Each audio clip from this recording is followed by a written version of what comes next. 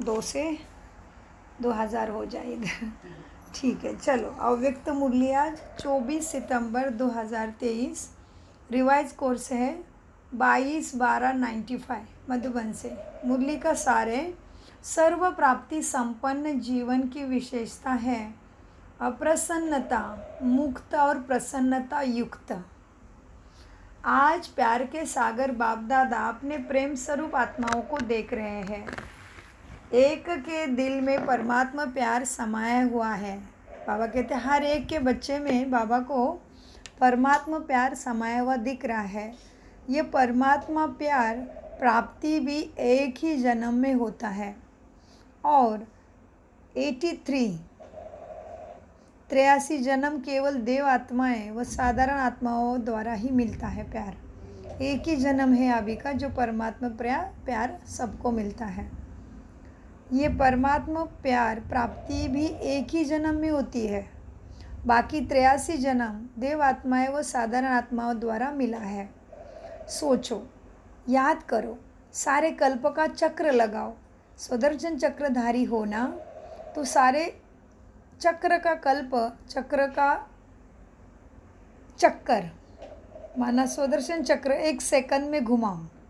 आता है घुमाना? क्योंकि तुमने सारे चक्र का कल्प का चक्र लगाया है तो तुम हो स्वदर्शन चक्रधारी। तो 1 सेकंड में सारे कल्प का चक्र लगाया और 83 जन्मों में परमात्मा प्यार मिला था क्या? नहीं मिला ना। सिर्फ इस संगम पर एक जन्म में परमात्मा प्यार प्राप्त हुआ है। तो अंतर को जान लिया ना। आत्माओं का प्यार और परमात्मा का प्यार कितना अंतर है। साधारण आत्माओं का प्यार तुम्हें कहाँ लेके गया है और क्या प्राप्ति कराया? अनुभव है ना। और परमात्मा प्यार कहाँ ले जाता है? अपने स्वीट होम और स्वीट राजधानी में। आत्मा प्यार क्या करा? आत्मा के प्यार ने राज्य गंवाया। 83 जन्मों से आत्माओं का प्यार, उन्होंने राज्य गंवाया। और अभी जो एक जन्म परमात्मा प्यार मिलता है उसने राज्य भाग्य दिलाया।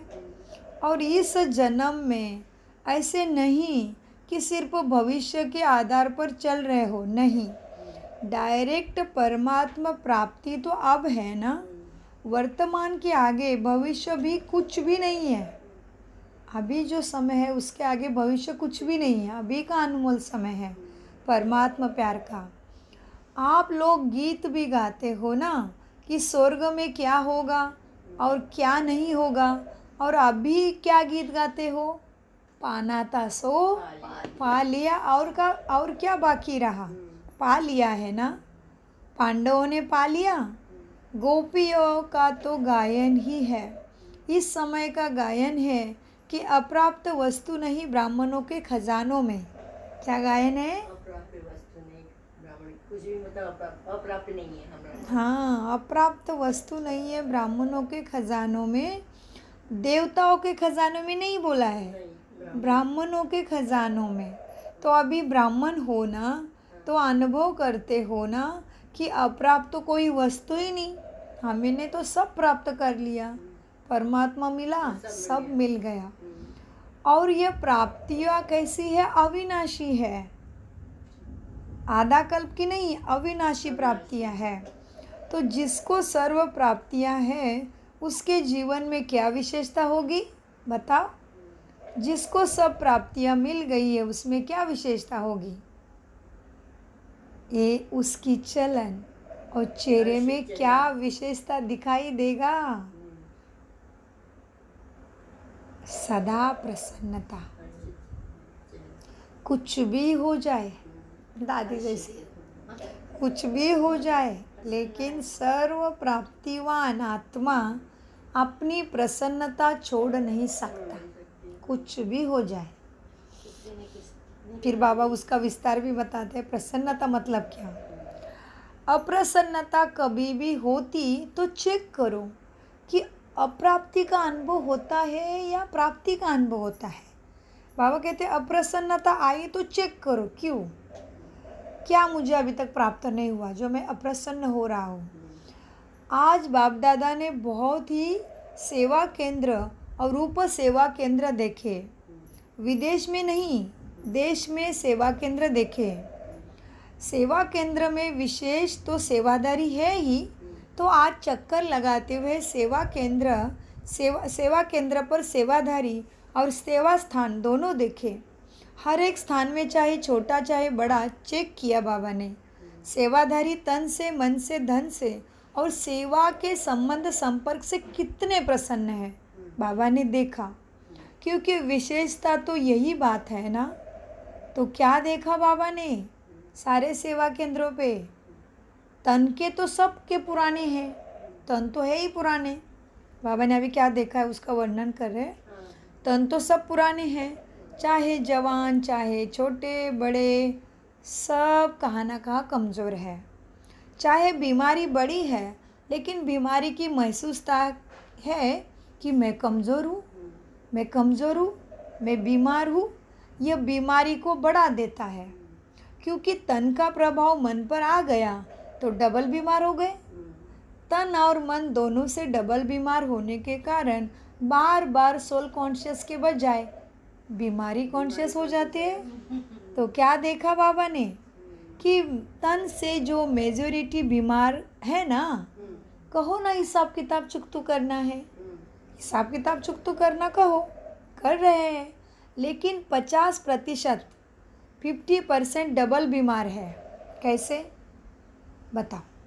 एक तो बीमार शरीर है ही, वो तो पुराना शरीर, हिसाब किताब चुकतू करना ही है, लेकिन मन भी बीमार है।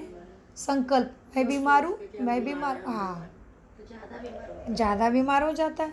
तो बाबा कहते, बाबा ने देखा 50% डबल बीमार है और 50% सिंगल बीमार है। बताओ कैसे? और बाकी होना क्या चाहिए? कभी भी मन में बीमारी का संकल्प नहीं लाना चाहिए। मैं बीमार हूँ, मैं बीमार हूँ, लेकिन होता क्या है? यही संकल्प आता है, क्योंकि पाठ पक्का हो गया है, मैं बीमार हूँ। शरीर बीमार है, तुम बीमार नहीं हो। तुम आत्मा मन बुद्धि कैसे बीमार करते हो? शरीर तो चुकतू करना पड़ेगा। महारथियों को नहीं छोड़ा, बाबा ब्रह्मा को नहीं छोड़ा खांसी ने, दादियों को नहीं छोड़ा, बड़े बड़े कैंसर, मम्मा को नहीं छोड़ा, सरस्वती को नहीं छोड़ा, लेकिन उन्होंने मन से कभी बीमार हुए नहीं। तो बाबा कहते बीमारी का ही पाठ पक्का हुआ है, मैं बीमार हूँ।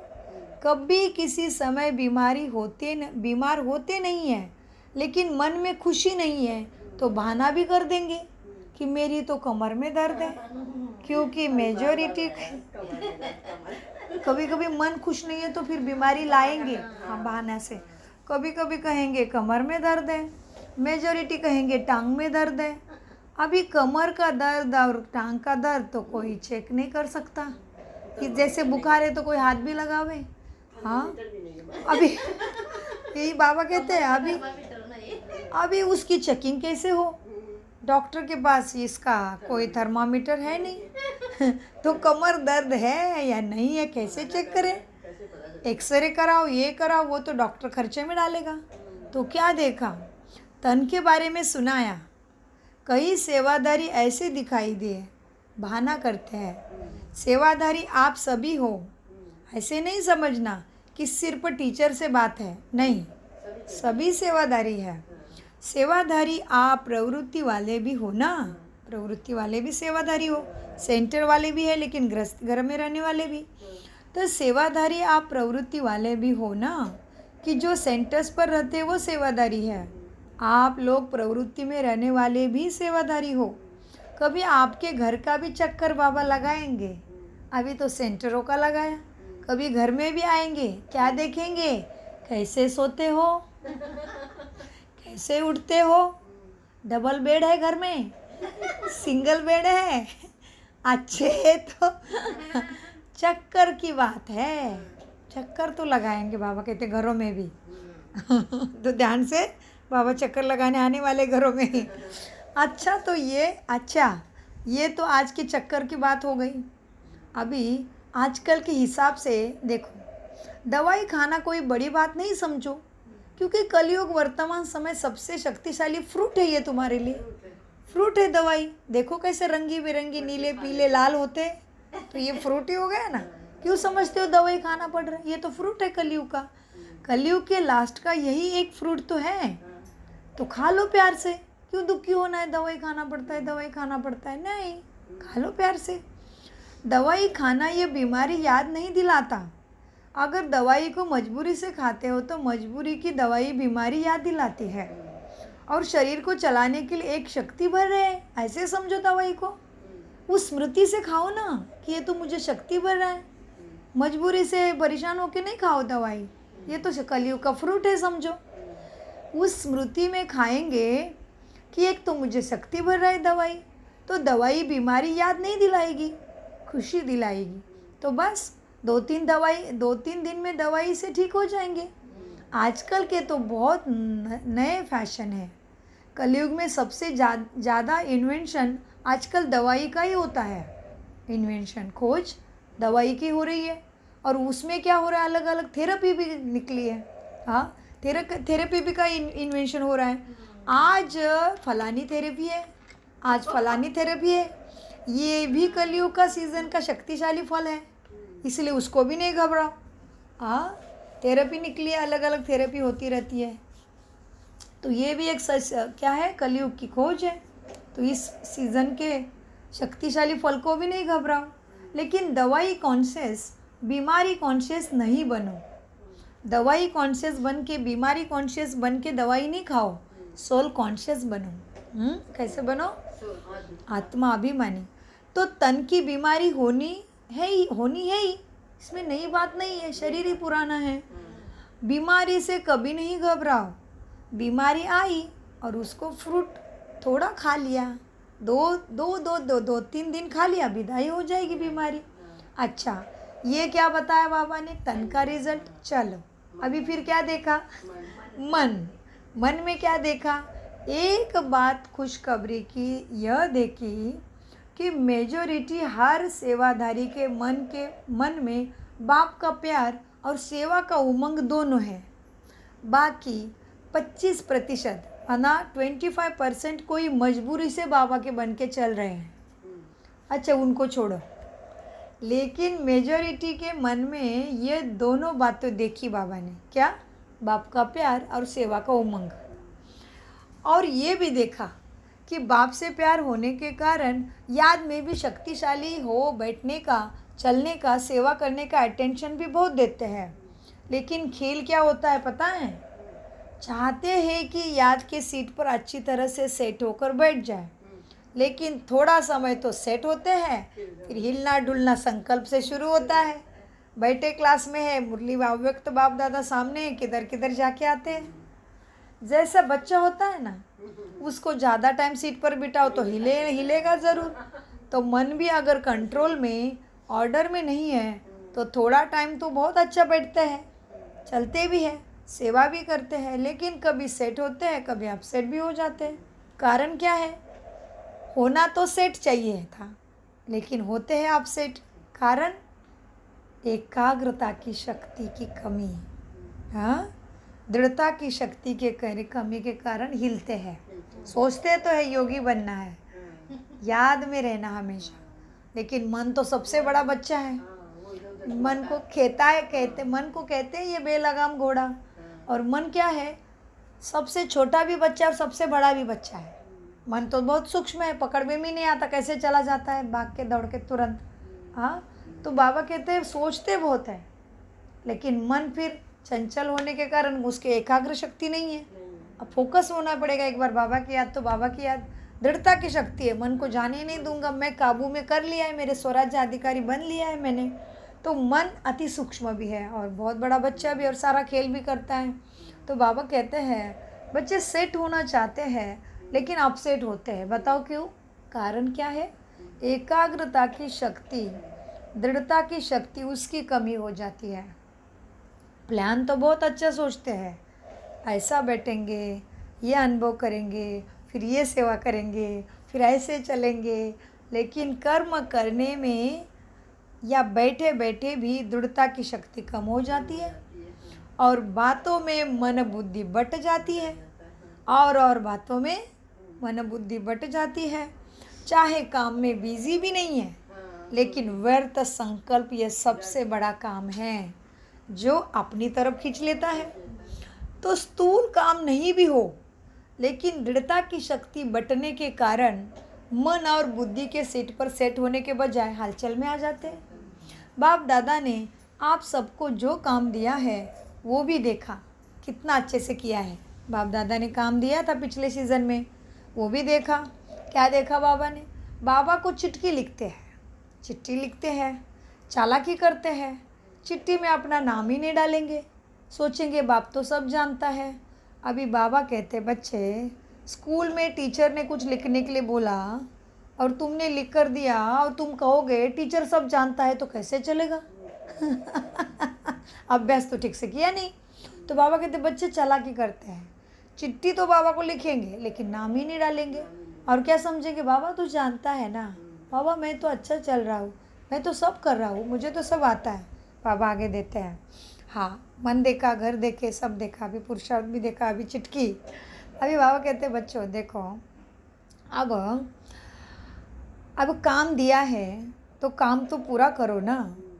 टीचर अगर कहे ये लिख कर आओ और टीचर को ही कहोगे कि आप तो जानते हो ना मुझे ये लिखना आता है, तो क्या टीचर मानेगा? तो कोई तो नाम ही नहीं लिखते चिट्ठी पे। लेकिन जो भी जिस ग्रुप में काम दिया है, मेजॉरिटी सबकी ये खुशी की बात देखी कि सबने लिखा है कि हम डायमंड जुबली करके ही दिखाएंगे बाबा। ये तो मेजॉरिटी का है संकल्प कि डायमंड जुबली करके दिखाएंगे। अभी बाबा उसके अनुसार ही बराबर अच्छे से पक्के करते बच्चों को कि डायमंड जुबली कैसे बनानी है। बाबा कहते हैं अच्छा डायमंड जुबली करके दिखाएंगे, मेजॉरिटी ने लिया है, ये मेजॉरिटी का है, आप सबका भी है ना। जीवन मुक्त हो जाएंगे। अगर सभी बातों से मुक्त हो गए तो क्या हो जाएंगे? जीवन मुक्त हो जाएंगे ना। सभी बातों से मुक्त हो गए, डायमंड बन गए तो क्या होगा? जीवन मुक्त हो जाएंगे। तो सभी ने अपनी हिम्मत, उमंग अच्छा दिखाया है, चाहे फॉरेन वाले हो चाहे भारत वाले हो, उमंग उत्साह सभी का अच्छा है। कोई ने कोई बहुत थोड़ों ने लिखा है कि हमको टाइम लगेगा बाबा डायमंड बनने में, लगने दो उनको टाइम, लेकिन आप तो जीवन मुक्ति हो जाओ। तो रिज़ल्ट में देखा कि सभी को उमंग है कि डायमंड जुबली में कुछ तो करके दिखाएंगे। लेकिन बाप दादा ने देखा कि जितना आपने आपको डायमंड बनाने का उमंग उत्साह है, उतना ही डायमंड जुबली वर्ष में सेवा के प्लान में भी बहुत फास्ट बनाए हैं। सेवा के प्लान भी बहुत फास्ट बनाए हैं, इसमें बाप दादा खुश है। लेकिन ऐसे नहीं कहना कि बहुत सेवा का बोझ था बाबा, हाँ सेवा का बोझ बहुत था ना, इसलिए थोड़ा नीचे ऊपर हो गया स्थिति में, ऐसे नहीं कहना। ये बाप दादा नहीं चाहते हैं। सेवा जो स्वयं को व दूसरे को डिस्टर्ब करे वो सेवा नहीं कहलाएंगे, वो स्वार्थ हो जाएगा। बताइए परिभाषा सेवा की प्राप्ति नहीं होगी। सेवा जो दूसरे को और स्वयं को भी डिस्टर्ब करे वो सेवा नहीं कहेंगे, वो स्वार्थ है। और निमित्त कोई ना कोई स्वार्थी तो ही होता ही है, निमित्त कोई ना कोई स्वार्थ ही होता है, इसीलिए नीचे ऊपर होते हैं। चाहे अपना चाहे दूसरे का स्वार्थ जब पूरा नहीं होता तब सेवा में डिस्टर्बेंस होने लगता है। इसीलिए स्वार्थ से न्यारे और सर्व के संबंध में प्यारे बनकर ही सेवा कर। क्या करना पड़ेगा सेवा में? और संबंध में, संबंध संपर्क में प्यारे बन के ही सेवा करो। अच्छा, आगे बाबा ने बोला, देखो मीठे बच्चों, अब क्या है,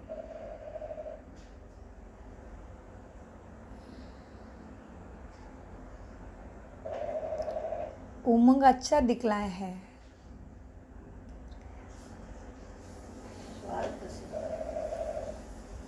ओके। चाहे अपना चाहे दूसरे का स्वार्थ जब पूरा नहीं होता तब सेवा में डिस्टर्बेंस होता है। इसलिए स्वार्थ से न्यारे और सर्व के संबंध से प्यारे बनकर सेवा करो।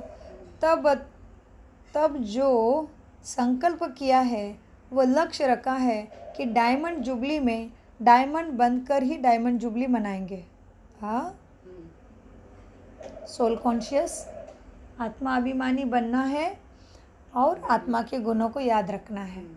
तो बाबा ने कहा क्या करो कि डायमंड जुबली में डायमंड जुबली मनाएंगे।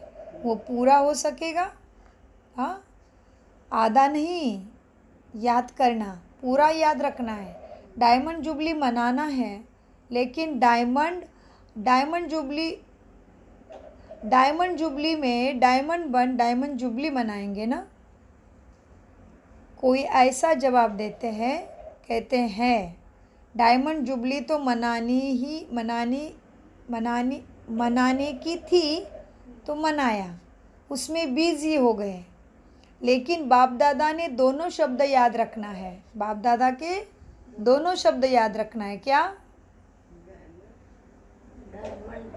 बनेंगे फिर मनाएंगे। बनेंगे और फिर मनाएंगे। डिस्टर्ब नहीं होना है। ऐसे नहीं कहना बाबा सेवा में बिजी तो स्थिति ऊपर नीचे हो गए, नहीं। बाबा कहते नहीं, पहले स्वयं डायमंड बनो फिर मनाओ, बनाना और मनाना फिर। लेकिन बाप दादा को दोनों शब्द याद रखना है, आधा नहीं याद रखना। डायमंड जुबली मनानी है, सिर्फ मनाना नहीं है, बनकर मनानी है। तो मतलब का अर्थ नहीं लेना, मना लिया ना, लेकिन बनकर मनाया। बनकर के मनाना ये है डायमंड जुबली का लक्ष्य।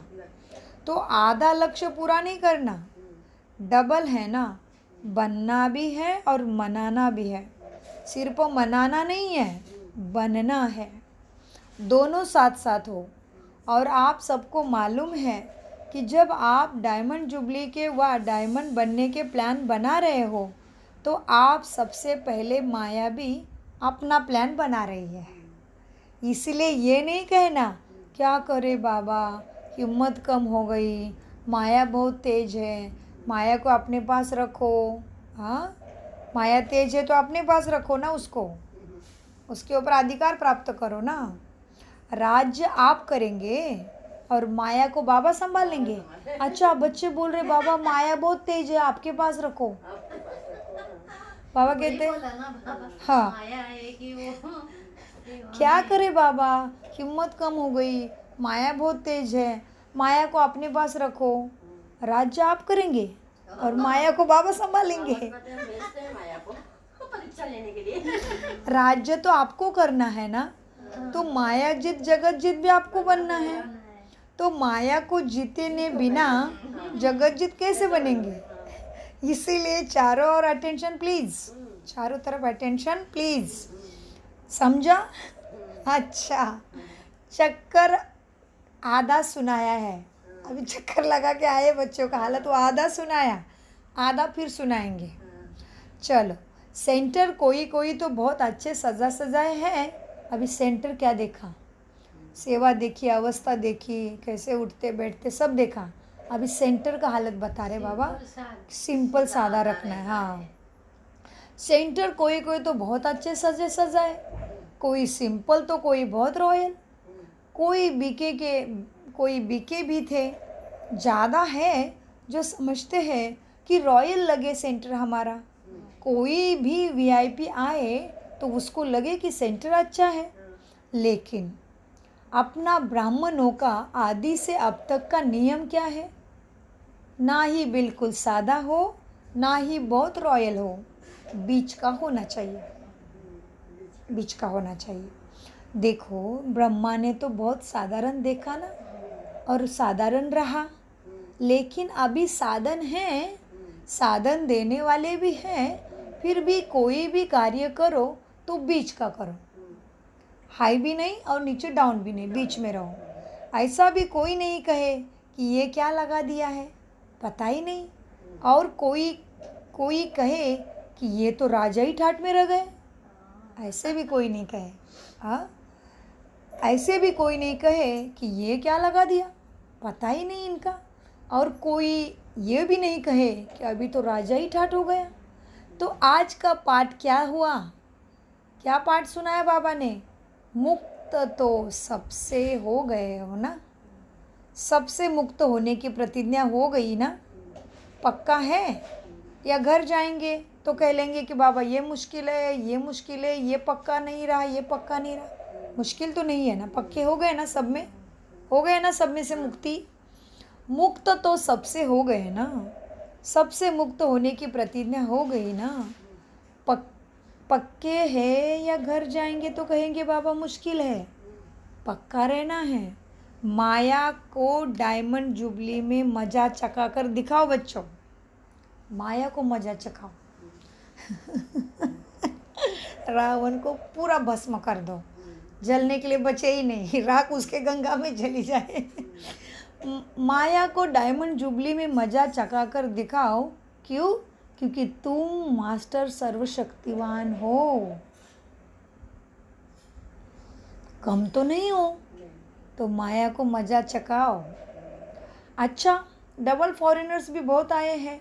स्थापना के कार्य की शोभा है डबल फॉरेनर्स, डबल विदेशी है ना, स्थापना के कार्य की शोभा। बाप दादा जानते हैं कितनी मेहनत से, कितनी युक्ति से पहुँचते हैं।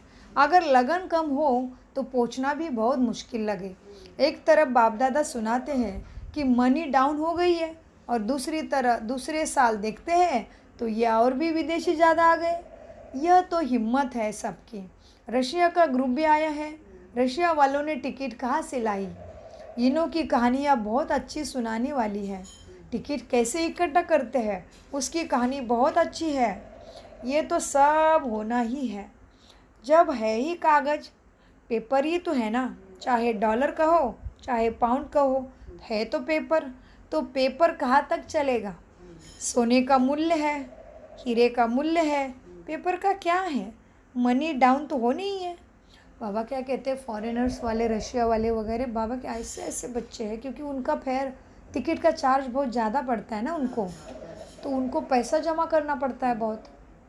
और ब्राह्मण जीवन शुद्ध जीवन है, उल्टा पुल्टा कारोबार करके पैसा भी नहीं कमा सकते। तो कोई कोई अपना बिजनेस बेच के आते हैं बाबा मिलन में, और फिर जाके नया बिजनेस सेट करते हैं। इसलिए बाबा कहते हैं उनकी कहानियाँ सुनाने जैसी है, कैसे पैसा जमा करके बाबा के पास पहुँचते हैं। क्योंकि 95 में डाउन हो गए थे डॉलर वगैरह, तो वो जमा करने में टिकट इतनी बड़ी, तो बाबा उनको कैसे हिम्मत दिला रहे हैं कि पहुँच तो गए हैं। कहानी तो सबकी सुनानी जैसी है, कितना मेहनत से पहुँचे हैं। फिर बाबा ने कहा चलो कोई बात नहीं, कुछ भी है तो पेपर। हाँ, मनी डाउन होता है और आपकी मनी सबसे ज़्यादा मूल्यवान है, लेकिन हाँ, हीरे का मूल्य है, पेपर का क्या मूल्य है? मनी डाउन तो होनी ही है, ये ड्रामा है, और आपकी मनी सबसे ज़्यादा मूल्यवान है। जैसे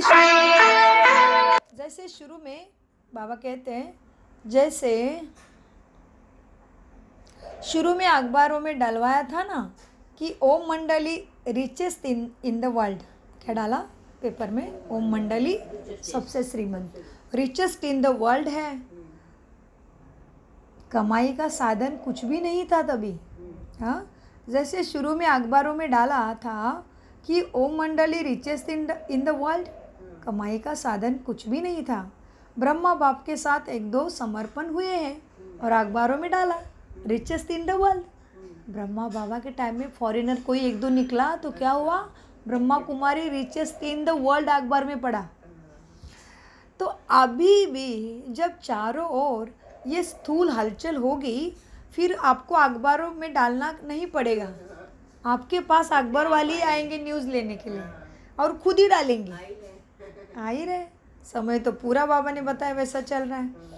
टीवी में भी दिखाएंगे तुम्हारी न्यूज़ कि Brahma Kumari richest in the world. हाँ, क्या दिखाएंगे टीवी में? Brahma Kumari richest in the world, क्योंकि आपके चेहरे चमकते रहेंगे। कुछ भी हो जाए आपके चेहरे चमकते रहेंगे। दिन में खाने की रोटी भी नहीं मिली, अभी बेगरी पाठ बता रहे ब्रह्मा बाबा के टाइम का। दिन में खाने की रोटी भी नहीं मिली तो भी आपके चेहरे चमकते रहेंगे। तो चारों ओर होगा दुख और आप खुशी में नाचते रहेंगे। इसको कहते हैं मरुआ, मौत, मलों का शिकार। इसलिए बाप दादा ने आज कहा कि ब्राह्मण जो सच्चे हैं ना, ब्राह्मण जीवन में श्रेष्ठ जीवन के लक्ष्य वाले हैं ना, उसकी विशेषता है प्रसन्न चेहरा। एक ही लाइन में मुरली का सार आ गया। जो सच्चे ब्राह्मण है ना, वो क्या है? ब्राह्मण जीवन है श्रेष्ठ जीवन और श्रेष्ठ लक्ष्य वाला जीवन। तो उसकी विशेषता है प्रसन्नता।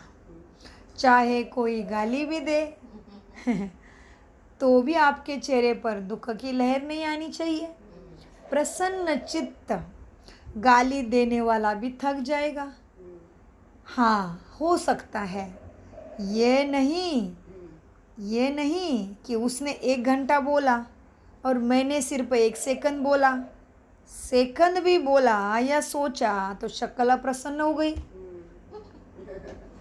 शक्ल पर अप्रसन्नता आई तो फेल हो गए।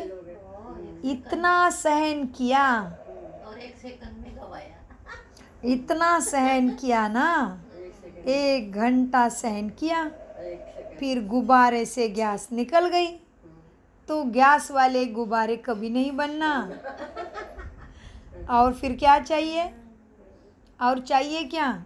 बाप मिला, सब कुछ मिला। क्यों, किससे कुछ चाहिए तुम्हें? जो अपना व्यवहार करके जाए।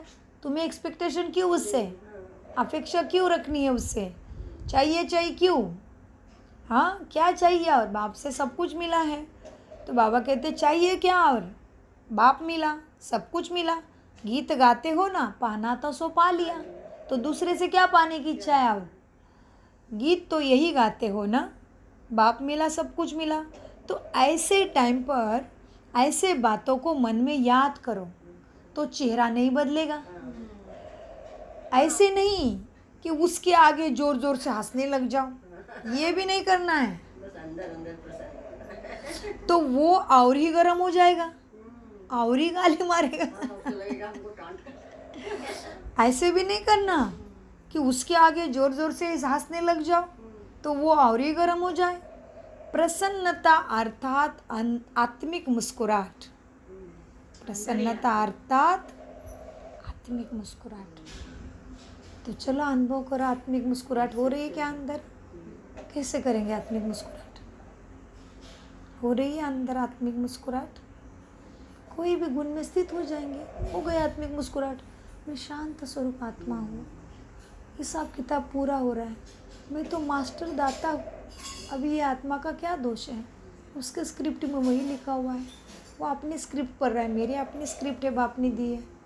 ऐसे आत्मिक मुस्कुराहट है परमात्मा की संतान में कुछ ही कुछ होना अंदर। आत्मिक मुस्कुराहट करना है। बाबा कहते हैं ऐसे भी नहीं हा हा। एक्चुअली हा हंसना भी एक विकारों में आता है, क्योंकि देवता ऐसे हंस रहे कि हा हा। कितना स्मित मुस्कुराहट है, कितना क्यूट सा इनोसेंट फेस है ना देवताओं का। देखो ना, कितनी मंद मंद तेजस्वी मुस्कुराहट है, कितना प्यार है चेहरे पे। दांत नहीं दिख रहे लेकिन इतनी सुंदरता बस ये वही है। तो सब लगता है हंस रहा है ऐसे। ऐसा है, बिल्कुल। बाबा कहते हैं इसीलिए स्मित हास्य, वो भी बहुत ही दैवी हास्य, ऊपर से परमात्मा प्यार से भरा हुआ। हाँ, तो बाबा कहते हैं बच्चे देखो, अब क्या है, जोर जोर से हंसने नहीं लग जाओ। प्रसन्नता अर्थात आत्मिक मुस्कुराहट, बाहर की नहीं, आत्मिक मुस्कुराहट। तो आज का पाठ क्या रहा? क्या पाठ पढ़ा बच्चों ने आज? सदा अप्रसन्नता मुक्त और प्रसन्नता युक्त रहना है। समझा? डबल क्या करना है? डबल प्रसन्नता युक्त, अप्रसन्न मुक्त। जैसे व्यसन मुक्ति है, ये मुक्ति वो मुक्ति, वैसे अपने को मुक्त होना है, युक्त रहना है। आप सबके तो चेहरे चमकने लगे अभी, बधाई हो, योग का पावर आ रहा है चेहरे पे। समझा? अच्छा, चारों ओर के बाप दादा के प्रेम स्वरूप आत्माओं को सदा स्वयं को अप्रसन्नता से मुक्त करने वाले तीव्र पुरुषार्थी आत्माओं को सदा याद और सेवा के बैलेंस द्वारा सेवा की सफलता पाने वाले भाग्यवान आत्माओं को सदा बाप की बाप की प्रत्यक्षता करने के उमंग उत्साह में रहने वाले देश विदेशी दोनों के सर्व बच्चों को, दोनों विदेश और देश के सर्व बच्चों को बाप को अपनी खुशखबरी लिखने वाले, अपनी सेवा का उमंग रखने वाले, ऐसे बाप के सदा स्नेही और समीप बच्चों को बाप दादा का याद प्यार और नमस्ते। हम बाप दादा के प्रेम स्वरूप आत्माएं, सदा स्वयं को प्रसन्न युक्त रखने वाले तीव्र पुरुषार्थी जी, याद और सेवा में बैलेंस द्वारा सफलता पाने वाले भाग्यवान आत्माओं का बाप की प्रत्यक्षता की उमंग उत्साह से सेवा करने वाले और अपनी खुशखबरी बाप को लिखने वाले, हाँ जी, बाबा के समीप रहने वाले स्नेही बच्चों का बाप दादा को याद प्यार नमस्ते प्यारे बाबा समझते और धारण करते और समझाते जी। वरदान, अखंड स्मृति द्वारा विघ्नों को विदाई देने वाले मास्टर सर्वशक्तिमान भव। हाँ, कौन सी स्मृति से बनेंगे? अखंड स्मृति चाहिए, तभी मास्टर सर्वशक्तिमान बनेंगे। विस्तार है वरदान का, संगम युग विघ्नों को विदाई देने का युग है। जिसको आधा कल्प के लिए विदाई दे चुके उसको फिर आने ना दो। सदा याद रखो कि हम विजय रत्न हैं, मास्टर सर्वशक्तिमान हैं। यह स्मृति अखंड रहे तो शक्तिशाली आत्मा के सामने माया का विघ्न आ नहीं सकता। विघ्न आया और फिर मिटाया तो अखंड अटल तो नहीं रहे, अखंड अटल तो नहीं कहेंगे। इसीलिए सदा अटेंशन शब्द पर दो कि अखंड शक्तिशाली, इसीलिए सदा शब्द पर अटेंशन दो। सदा याद में रहने से सदा निर्विघ्न रहेंगे और विजय का नगाड़ा बजाते रहेंगे। तो विघ्न विनाशक बनने की बात ही नहीं है, निर्विघ्न ही रहना। नहीं ना दो विघ्न को अपनी याद में रहने की वजह से। अब विघ्न आया और फिर मैंने उसका नाश किया, वो नहीं है, वही नहीं करना है। विघ्न आने ही नहीं देना है, मना निर्विघ्न रहना है। तो इसीलिए बाबा ने वरदान का विश्लेषण कितना प्यारा है कि बाबा कहते हैं सदा बाप के प्रत्यक्ष करने के उमंग उत्साह में रहने वाले देश विदेश दोनों के सर्व बच्चों को बाप को अपनी खुशखबरी लिखने वाले, अपनी सेवा का उमंग उत्साह रखने वाले, विघ्न आया फिर मिटाया तो अटल नहीं कहेंगे। इसलिए सदा शब्द पर अटेंशन दो। सदा क्या? अटेंशन, विघ्न आने ही नहीं देना। याद, सदा याद में रहने से सदा निर्विघ्न रहेंगे और विजय का नगाड़ा बजता रहेगा। स्लोगन, ईश्वरीय सेवा में खुद को ऑफर करना ही बाप दादा की अफरीन लेना है। ईश्वरीय सेवा में ऑफर करना है कि हाँ ठीक है, आई एम रेडी, तो बाबा तुम्हें अफरीन देंगे, जी हाजूर कहेंगे। तो बाबा कहते हैं ईश्वरीय सेवा में खुद को ऑफर करना ही बाप दादा की अफरीन लेना है। ओम शांति शांति शांति। मीठे प्यारे बाप दादा का अनगिनत कदम गुना शुक्रिया शुक्रिया।